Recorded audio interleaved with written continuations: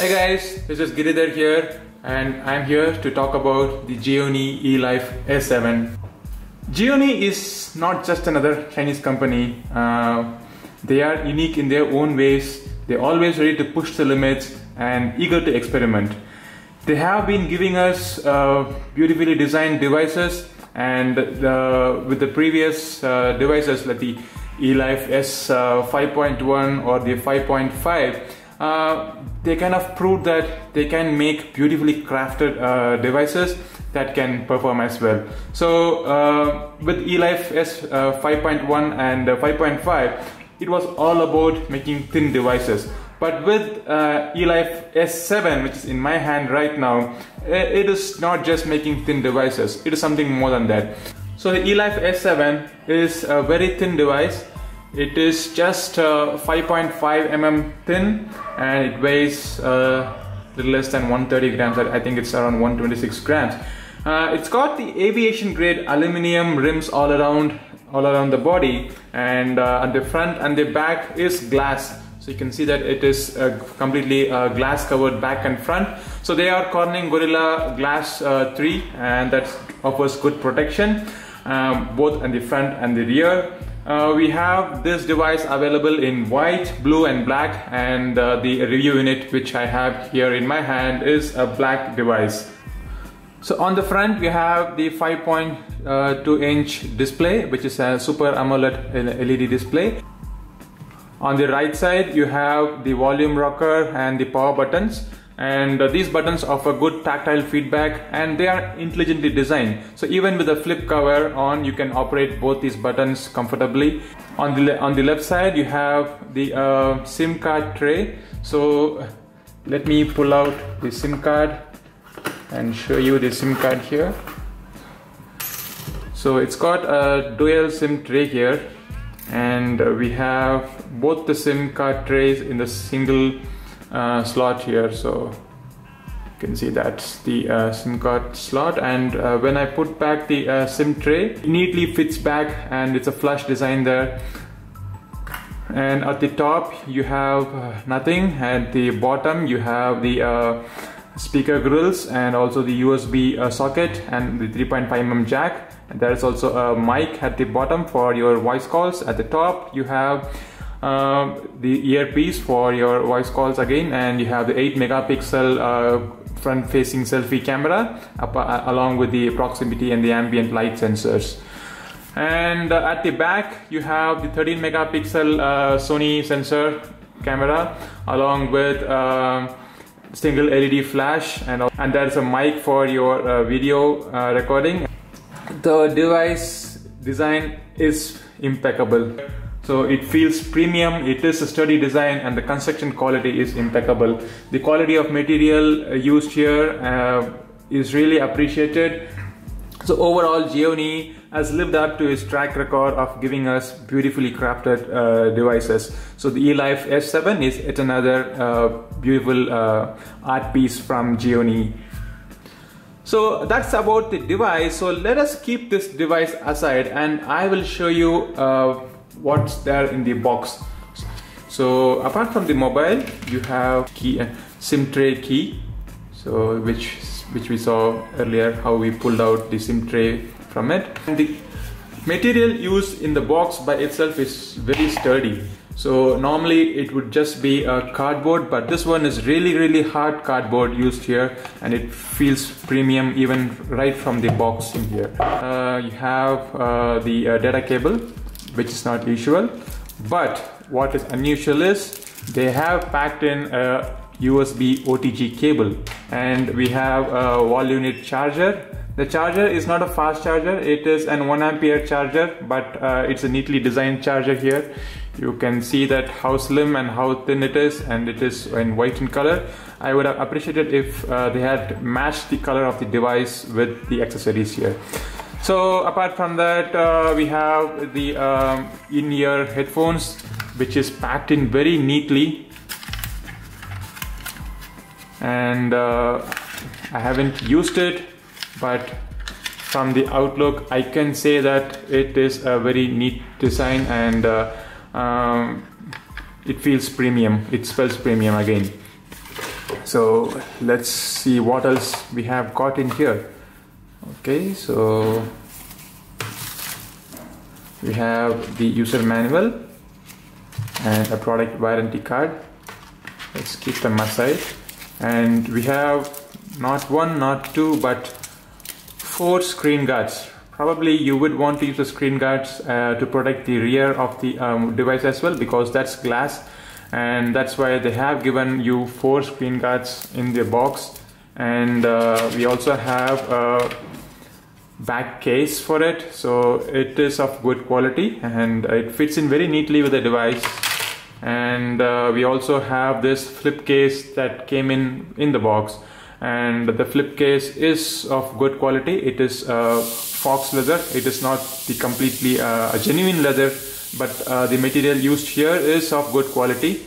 And this flip cover has got a window cutout, so the moment you close it, it kind of occupies only this, the display occupies only the size of this cutout, and it shows you the time and the display.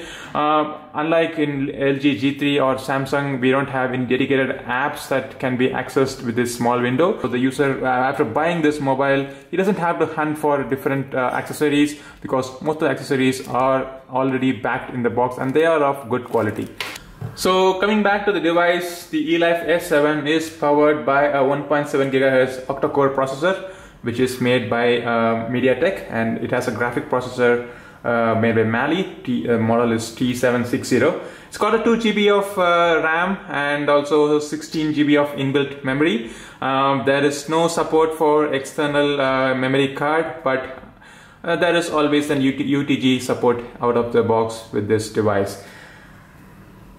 This device is a 4G enabled device, and it works with a couple of bands that is available in India, and it is powered by a 2000 mAh battery. The screen is a 5.2-inch screen, and it is a full HD 1080p display. That means it amounts to almost 424 ppi of pixel density. So that is a really good screen here, and the color is vibrant, and we have high brightness levels. It has a pretty decent viewing angles, and the visibility under direct sunlight is also good. Also, the display offers deep black levels, which is possible because it's using the AMOLED technology here. The Elife runs on Android 5.0 with the Amigo OS on top of it, and the Amigo OS is pretty fast, and it is smooth and it doesn't lag at all. It feels very light, but I have a few issues with it. One is the notification here. So the notification gives you only real-time notification, and it doesn't have access to your quick settings. So if you have to do any changes to your settings, you'll have to go to the actual settings and do it, which is really painful. And that I've got used to the quick settings menu in most of the devices recently. I really don't understand why Gionee has removed the quick settings from the notification shade. Well, I like this quirky little application called the Chameleon, which kind of helps you in customizing your device very quickly. And pointing it at your dress or pointing it at any object near you, you can quickly change the theme of your device. So I am pointing it to my desk, which is predominantly brown here, and I can see that it has chosen to change my wallpaper to be of brown color, and appropriately all the icons are also changed. So that is something really good about this Chameleon application. I really liked it, and apart from that, there are a few other bloatwares which are quite annoying, and I choose to ignore them.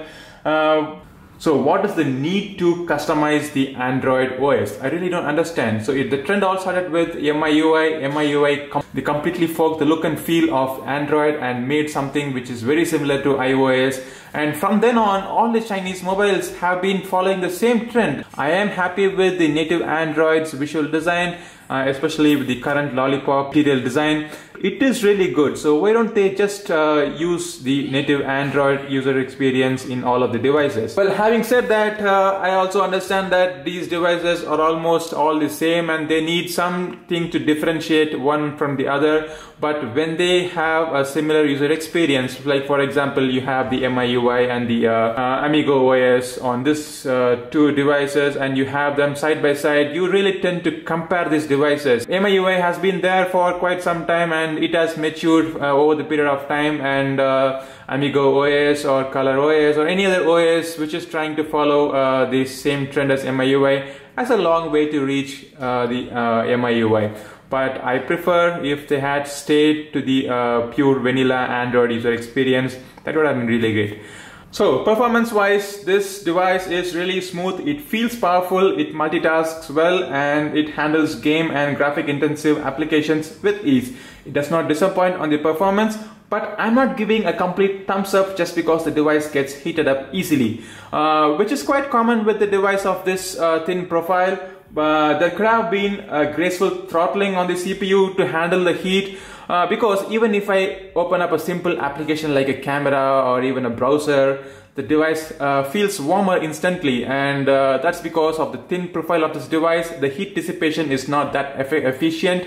That's the reason I'm not going to give you a complete thumbs up on the performance, but otherwise the device handles even the most intensive graphic application with ease. So you wouldn't feel that the device is kind of dropping any frames or it is struggling to handle any of the graphic intensive applications, but it is really smooth and it handles all of them with ease. When it comes to camera, I just got one word for this Gionee Elife S7. Wow, this camera is phenomenal. So it's got a 13 megapixel Sony sensor, and that has been well utilized by this device. So the results are really good. The output produces really good images. The details are really good. It produces sharp images and excellent color reproduction there. It also performs really well in both well-lit conditions and also low-light conditions. But what I like the most in this device is the accurate white balance. So most devices really struggle in producing the excellent white balance, but that's not the case with the Gionee Elife S7, which has a really accurate measure of the white balance, and the camera also produces stunning results. So I am really happy, and in fact I'm surprised by the results of this device. The camera UI is pretty minimalistic and yet functional. So it's got a mode switcher wherein you can switch to different modes like a normal, magic focus, panorama, night, or different filters can be applied to it. But what I really like about this camera UI is the professional mode. So when you switch to professional mode, it allows you to control different parameters like the exposure compensation, your ISO, and your white balance, which I leave it to white balance, auto white balance, because this device is good in metering the white balance perfectly. It can also control your shutter speed and also the focusing distance between the subject and the device. The camera shutter can also be clicked using the volume button there. So the video produces 1080p clips, and but just for the lack of optical image stabilization, you would have to really have a steady hand while holding this Elife S7 to shoot videos. Otherwise, I don't have any complaints on that front. But only a little thing which I would really complain about this device is the front camera. Front camera is not really great under low light, but also under a broad daylight condition. The images are not sharp, and you can see that it produces pretty soft edges. It has a really wide angle, but anyway, the sensor performance is not up to mark when we compare other devices in this range and their front camera performance.